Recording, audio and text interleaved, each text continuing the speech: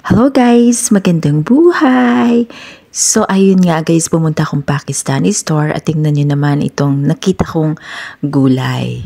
So bumili ako guys ng bataw. Syempre sabik tayo sa mga Filipino vegetables. Kaya ayan, bumili ako at tinanong ko ang aking mother kung paano ko siya lulutuin. Ang sabi niya, pwede ko daw ito gawing bulanglang. Ayan.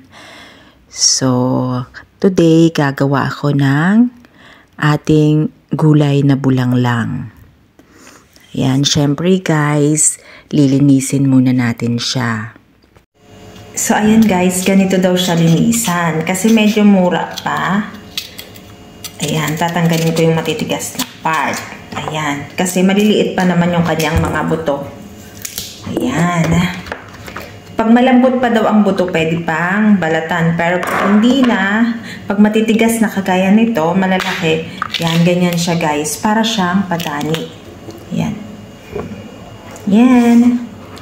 Guys, ang ating mga ingredients. Ito na yung aking hinihati-hating bataw. Ayan.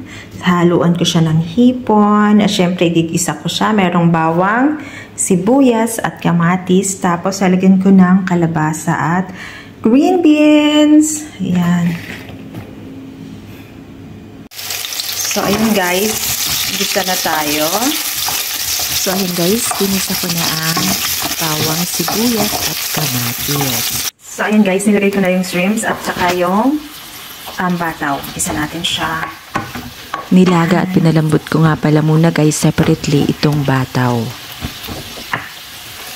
Guys, lagay na rin natin yung green beans at kalabasa.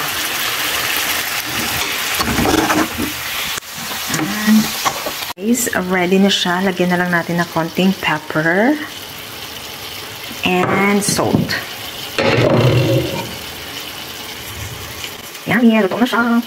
Sarap. So, ayan na guys. Luto na. Yung bataw. Na guys, ang aking ginisang gulay with bataw. Ayan. Siyempre, meron din akong adobo. Pork adobo with egg. And ang aking rice. Yeah. Let's eat, guys. Thanks for watching. Don't forget to follow for more.